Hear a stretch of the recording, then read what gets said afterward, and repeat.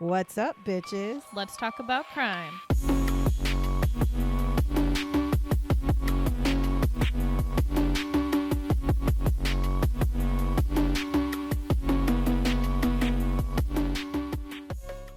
What's up, bitches? Hello. And we're here again. So we have two special guests. We do. We got Sophie and Oreo. They're going to sit in here because we can't. Olive's at a kennel facility. And they can't be trusted when nobody's home. Or if I'm home and we're recording, they can't be trusted to not get into trouble. Especially because somebody named Sophie likes to bark at the mailman and pee in the house. She's so rude. Anyways, so if you hear weird noises, it's them. So we're getting ready to leave for our trip. By the time you guys hear this, we will have already been there, done that. But when we're recording it, we are getting ready to go for our trip. And we're going to go to a couple places. And I'm really excited to do these things. So by this time, I was trying to think. I think this is the Christmas Eve special. I'm like... I'm pretty sure this is our Christmas. Yeah. So also, if you're listening to this today, the day it drops, it is Christmas Eve. For those of you who celebrate, Merry Christmas. And for those of you who don't, I hope you have a relaxing couple of days. Anyways, anything you want to get to, this episode might actually be way shorter than most episodes because, again, I research, I find the people I want to talk about, and then I do deep dives, and sometimes the fucking information just isn't there. So we're going to try our best. This one is most definitely going to be on the shorter side. That's all I'm going to say. So anything that's gone on I don't think really anything crazy. I mean, there's always something crazy going on, but nothing like that rings a bell in my brain right now that I really want to talk about. So no, I mean, we've had our little things here and there, but not. Yeah. So I guess we'll just get into it. So what are we talking about? Well, good question. We're talking about a woman. So we are talking about a lady named Valerie Pape.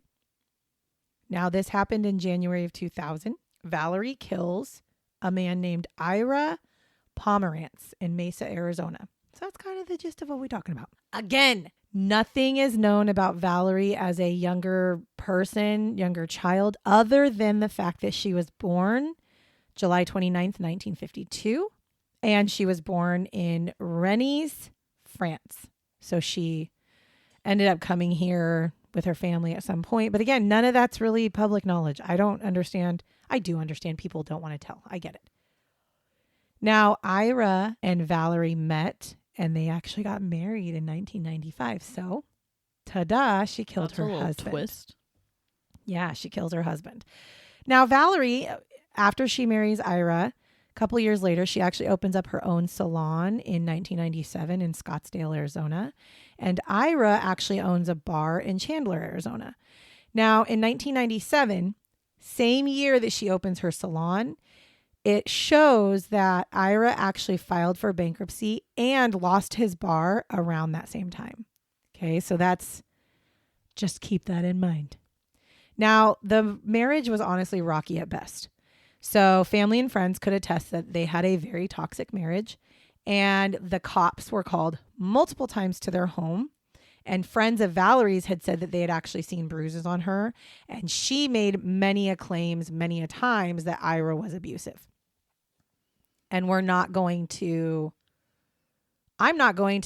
discount that or say it's true or not because I wasn't there.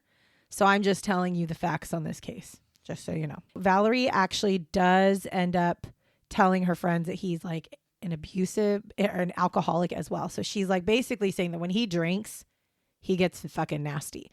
Now, Ira denies all of this. He's like, I'm not abusive. I never have been. I've never hurt, my wife, whatever. Well, Valerie ends up getting a court order, like a restraining order against Ira in 1999. And she had accused him of throwing knives at her when they were having an argument over bills. When they asked Ira about it, when they asked him about it, he says, well, yeah, it's true that we fought over bills. We fought over money. That's accurate. But I never threw anything at her. I've never abused my wife. I've never been physical with her, ever. Also, Ira's daughters have come out and said He's never abused my mother. He's never like. So basically, everybody's discounting what she's The people saying. who know him Right. are basically saying he's never. There's no history of abuse with him. So, but again, we're not going to discount what Valerie said only because just because he didn't do it to his first wife doesn't mean that he became an alcoholic at some point and became abusive. There is or like behind closed doors type situation. right. Or the fact that like days before or the fact that like you don't know he's been married before. Maybe his other marriage just went smoother. Maybe his other marriage was more of a submissive. So we just don't know the whole scenario. And like I said, yes, this story is about a woman who kills her husband who was abusive. However, there's a chance that he wasn't abusive and she killed him in cold blood. We don't know. And I'm not going to, which you very rarely hear me say, I'm not going to swing any sort of negative comments to either side because you just don't know. And I don't want to be the person who's victim shaming an abuse victim, but I also don't want to be the person who condones the murder of somebody who might not have been a victim. You know what I mean? Like I'm just not gonna put that out there. So they actually do end up reconciling. So she files this restraining order, and a week after she puts this in, she basically withdraws the request, and she states that they've reconciled and everything's fine, which is very abuse victim like. To be fair, you put the restraining order and then you take it away. Now, literally days before Ira is murdered, he actually tells a friend of his that Valerie is bleeding him financially. And he said, I'm literally I'm losing everything because of her. He also says, and also she's having an affair. Now, the man that she's having an affair with, so according to him, was actually a man who lived in their home with them, but was a business partner to Valerie's salon. And he was saying that they were having an affair. So he's pissed about that. And so he actually told his friend, I'm going to file for divorce. Like, I'm not doing this shit with her anymore. So that's where that was. And that was just a couple of days before he was murdered. So now on January 27th of 2000, a witness sees a car pull up to a dumpster behind a Mesa, Arizona grocery store. He sees a petite blonde woman get out of the car. He sees her pull a heavy trash bag out of the car, which, by the way, was a Jaguar. So it's not like... I know what a Jaguar is. It's a fancy car, but like it's not like it's not hard to link who's going to be driving this vehicle, right? Because it's not like a very common car. She pulls out a heavy trash bag and she throws this heavy trash bag into the dumpster. And he was actually a delivery man for this grocery store. And so when he saw this happen, he was like, that's kind of weird. Like, to be doing that, like, that's weird. So he goes over to the dumpster, looks in, and he's kind of like, that lady really struggled with this. Like, I'm not fucking with this. This is really bizarre. So he calls the cops. And he basically tells them, like, I saw this woman. She was throwing stuff in the dumpster behind the grocery store after hours. And she was a really small, like, gal. But she really struggled. Like, that bag was really heavy. So I'm kind of concerned about what could be in the bag. So the cops, they show up. They're like, okay, what bag? So he points to it. They open the bag and they find a torso. Jesus. Just a torso. No arms, no legs, no head, nothing, just the torso. So at first, the media runs crazy with this story and they call it the torso murders. And oh my God, there was a torso found in the dumpster. So, we have a torso murderer, right? Now, a short time after the body is discovered, the police do actually arrest Valerie for the murder of her husband, Ira. Now, at first, she claims that she found her husband shot to death on her kitchen floor, that she had found him on January 24th, and she had actually come home from whatever, walked in, he's on the floor, face down in a pool of blood, and he is dead. Now, she was afraid that she was going to be blamed for his death, so she decides to leave him there, and then she covers his body with plastic and then goes to work. Your face says everything that I was. Jesus. Wow. Then after work, she comes home. He's still there with this, plastic covering him. And she's still afraid she's going to be blamed for his death. So she decides at that point, she's going to just get rid of the body. Now. Now. Okay. Earlier, but now. She does not admit to anything other than, I dumped his torso I dumped it. I dumped his torso. Okay. She does not talk about dismembering the body. She does not claim to have dismembered. She does not claim to have had any help. She does not tell them where his limbs are. She does not tell them where his head is. But the police, after they hear this, they begin to believe that she had help dismembering this body. Well, yeah. Because also, where's the rest of the body? Mm-hmm. So they're thinking that she might have had help dismembering, and maybe they went separate ways. She took the torso, the other person took the rest of the limbs, right? The medical examiner takes a good look at the body, and the medical determines that the cause of death is a gunshot wound to the back, to the lower back of his neck area, like enough to where it's on his torso. You can see where his gunshot wound was, but upper neckish, lower neck back area. And the head and the limbs were removed with an electrical cutting instrument. Those are the things that he was able to, figure out. So of course they're going to search her home, and they're going to search her. And upon searching, they actually find that there's a receipt in her purse for the purchase of a reciprocating saw, just like a couple weeks prior to this whole thing. Which again, just throw the fucking receipts away, people. I don't know why we keep this shit if you're going to buy it to do something like that. I say no receipt. Fucking, yeah, for real. Ugh. Anyway, so yes, so that happens. So regardless, she is arrested. And eventually she actually does admit to killing Ira. So, they're questioning her. They're talking to her about, okay, well, we know you have a receipt for this saw. We know that you have a lot of abuse claims against him. Tell us what happened. So then she says, finally, okay, yeah, I killed him, but I did it because we were arguing. And again, it's a domestic violence situation. However, they asked her about the dismemberment. They asked her about anybody helping them. And she's like, I plead the fifth. I'm not saying shit. She didn't talk about any of that. So she ends up being charged with first-degree murder, but they end up pleading her out. She ends up pleading actually guilty to second-degree murder. Now, the reason for this is the prosecuting attorneys had felt that her actions were not premeditated, and that due to the potential of this being a domestic violence situation, it warranted a second-degree murder plea instead of first. Because again, this is where I'm saying I'm not going to talk shit on somebody, because if she was really being abused, I am all for, I'm going to put this out there.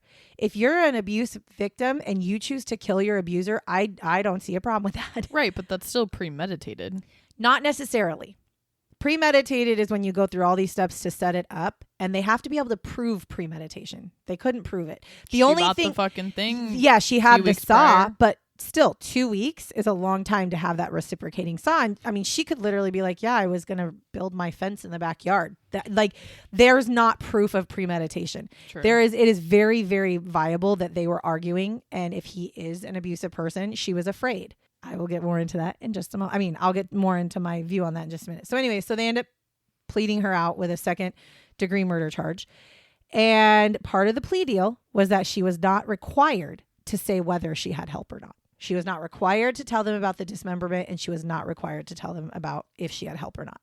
So she signs it, and she actually is sentenced to 16 years in prison, and Ira's body parts have never been found. Okay? Now, there are a couple of interesting facts with this case that I decided we were going to dig a little bit into, just because, like I said, this is that's it. That's the case. That's literally all the fucking information I could find. Nothing too crazy. So there are some interesting facts, though, that I will tell you that might make people sway your decision one way or the other.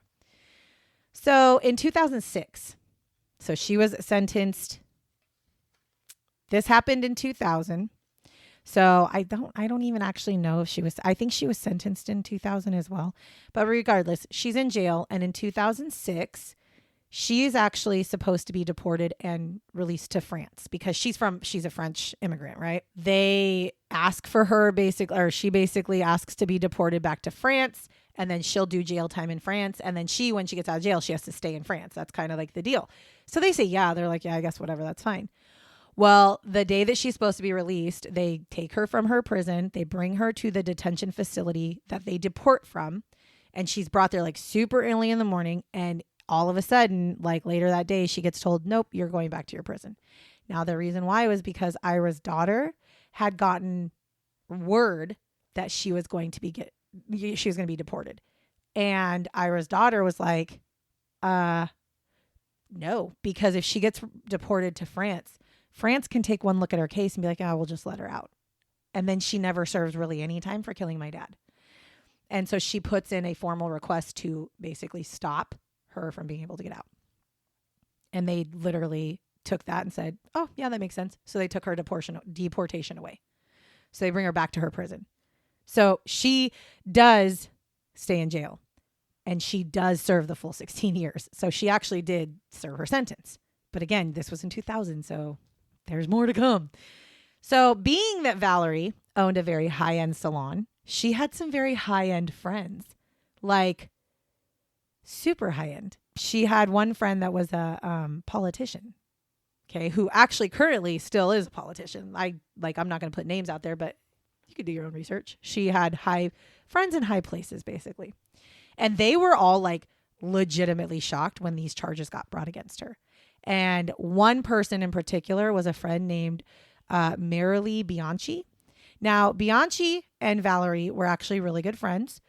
Bianchi actually talks about how she opened her home to Valerie when she would have domestic violence situations with Ira.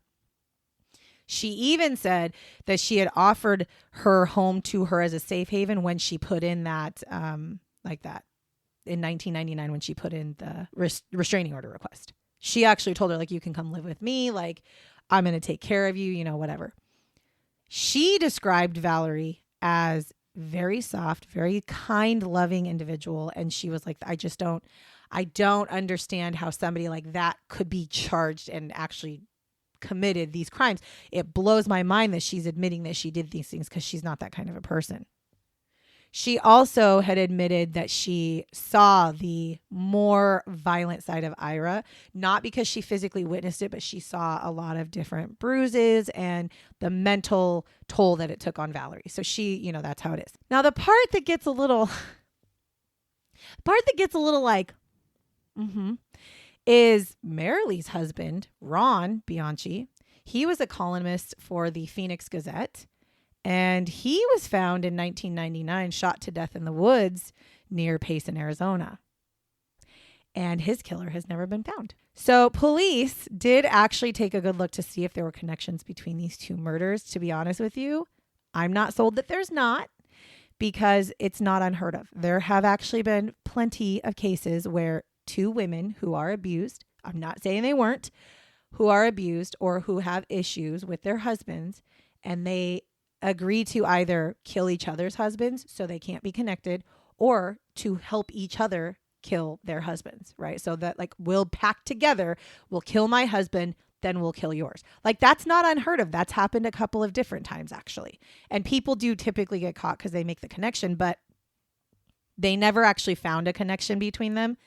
And part of that also is because they had linked this murder potentially to the fact that he was a reporter, because supposedly he had like really damning evidence about one of the politicians at the time that was in office and an affair that he had with someone, and he had like evidence of this and was going to release it. Basically, it was to keep him quiet. Right.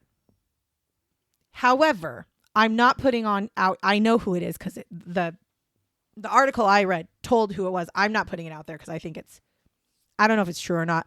They actually did retract the statement about that. They retracted the fact, that he had this. However, I'm going to say, if he had evidence that this particular person was having an affair with somebody else, I don't see this particular individual being the type to have somebody killed for that reason. Do you know what I'm saying? Like, he was a politician, and I do not see him being somebody who would hire a hit to have this guy killed just for a fucking affair. That seems pretty low, and this guy just he doesn't come across as a low individual. No, he doesn't. So I don't actually believe that to be true, to be honest. So Valerie did serve her full 16-year sentence, and she was actually released March 16th, 2016. But upon her release, she was deported back to France. So she's not she's not allowed to be in the United States. So that's the entirety of it. Now I'm going to tell you what I think. Okay. I personally think there is a chance that Valerie was an abuse victim. I'm not going to discount that. But I absolutely don't believe that this particular murder was done in the middle of an argument. That I don't believe. And I'll tell you why. Just based off the fact that he was shot in the back. Yeah. Right? Like, to me, if you're in the middle of an argument and you're scared and you shoot somebody, typically I'm assuming you're going to shoot them in the front. Okay? Because you're afraid they're coming at you, right? That's not a self-defense. If you're shooting somebody in the back, that's not self-defense. That means that their back is to you for whatever reason. And you can't... That or there was somebody else there. Well, yeah. Well, hold on. I'm going to get to that. So I do not think this was like, oh... Also, the reason I don't think it is because if you shoot somebody in self-defense, and it's truly self-defense, whether you're shocked or not, you're calling the police and you're telling them, my husband was just trying to kill me and I shot him. That did not happen. She actually waited 4 days before she dismembered and got rid of his body. They actually did search like a bunch of different areas. They searched her salon and stuff because they were trying to figure out what she actually had done with that body. Because 4 days, that body would have started to really smell terrible. They actually thought that there was a chance she froze the body because freezing the body would be easier to dismember. Because they don't have any, when they look at the house, there's no proof of dismemberment in that house either. So they can't put her with it. But that's also why I believe that somebody helped her. And I believe it's one of two people. I believe it's either Marilee Bianchi, which is I'm leaning more towards her than I am her business partner. The business partner, there was a lot of rumors of them having an affair. There was a lot of rumors around town that they were having an affair. One of the neighbors actually had come out and said it was really weird because anytime we'd invite Ira and Valerie to like a dinner, Valerie would insist that guy came as well. So it was weird, but that's as far as it goes. So I don't know if she was having an affair or not, but I would lean more towards Bianchi. And the reason why is, one, her husband was already gone. When Ira was killed, her husband had been dead. Her husband had only been dead for about a year, if that. Because it happened in 99. I just don't know the month, right? This happened in early 2000. Mm-hmm. So the fact that they're very close. So close. Number one. Number two, that means that Marilee had a house all to herself, which means all this shit could have taken place around her house. They could have dismembered a body there. And she admits to knowing that he was abusive. She admits to opening her home to her. So to me, it makes more sense. That's a safe haven to be able to go and It makes more sense to me that would be more viable. Now, that does not mean that Valerie was not abused. I'm not saying that, but I'm just saying I think what the time she got was exactly what it should have been. And I think what the prosecuting attorneys did was exactly what they should have, because you're not going to put her on the stand and tell her that she wasn't abused, because that's just fucking wrong. Right. So you're not going to do that. But she still did something that in reality does not look like a crime of defense. It looks like something. I agree with you, actually, Sierra. I think it was planned. I think it was pre-planned. I think it was premeditated. However, where do you draw that premeditation line when somebody's abusing you, right? So if you are an abuse victim and you are premeditating killing your abuser, it's not right. But if you feel that's your only option, what's the right sentence? You still go to jail. I still firmly believe that if you kill your abuser, consequence. Absolutely. If you kill your abuser, especially like planning it out, you should still go to jail. You need to serve a sentence. However, if you kill your abuser while they're in the middle of trying to kill you or hurt you, that's actual self-defense. And I actually don't necessarily think you always should go to jail in self-defense situations, because sometimes there's nowhere for you to go. But in a scenario like this where he's shot in the back, there is no part of me that thinks it was self-defense. Mm-hmm. And there's no part of me, maybe they were arguing, but he was walking away from the argument, or he turned his back for you at whatever reason, which when somebody turns their back, most of the time, if you're scared for your life, you can find something or some way to escape. Right. So that's my personal thing. But I think this is one of the cases where it's like, I think they did everything right. She went to jail. She served a full 16 years. She got deported and she lives her life in France somewhere now. And she's moved on with her life. And if he was abusive, abusive people, in my honest opinion, I have no hard feelings when they die. You get what's coming to you. You do. You get what you get. You don't throw a fit. And if that's death because you're an asshole, that's death because you're an asshole. However, in this scenario, it's very he said, she said. You're not really sure if she was abused or if he was, if she was abused or if maybe he was being taken advantage of for all of his money, and they have a weird thing. So at the end of the day, he still died. He had a family, and everybody who knew him swears one way, same as her. Everybody who knew her swears she was one way. So maybe they were just toxic together. And I think the whole thing kind of worked out the way it should have, I guess. Mm-hmm. I mean, not that it should have ever happened, but for the most part. For what did happen. Exactly. So anyways, I told you this one wasn't a super long one. It's a short one, but you know what? Sometimes it's okay to have the short episodes. Do you have anything you want to say about the Valerie Pape case? Not really, because I mean, it's pretty cut and dry, right? Yeah, like I was going to say, it's a pretty straightforward, like you either have your opinion on believing one side or the other or in neutral. Yeah. And I'm neutral. You have to almost, I mean, you really, I feel like most people should just be neutral because there's always three sides to a story. Right. There's her side, his side, and the truth. The truth. Yeah. And so it doesn't matter how many times you hear somebody say, I'm telling the truth. Listen, I try to say that I tell the truth all the time. No, bitch, I know that when I'm in a situation, like if it's me and my husband arguing, I think I'm right. I think I'm right. And he thinks he's right. But there's the third person who is like, no, you both kind of are fucking wrong. So let me show you what, nobody's ever going to be biased against, like they're not going to be biased against themselves. Right. So you're always going to think your position was the truth and yours, whatever. It's your truth, but there's a difference between your truth and the truth. Right. And in this scenario, the truth can never be found out because he's gone and nobody was there in that moment. Anyways, that is all we have. So if you like these episodes and you like listening to us and these short ass versions, because that's just what I came up with, follow us on all the things and enjoy your holidays. All right. So that is where we be at, and we will catch you next week. Catch you on the flip side, bitches. Bye, bitches.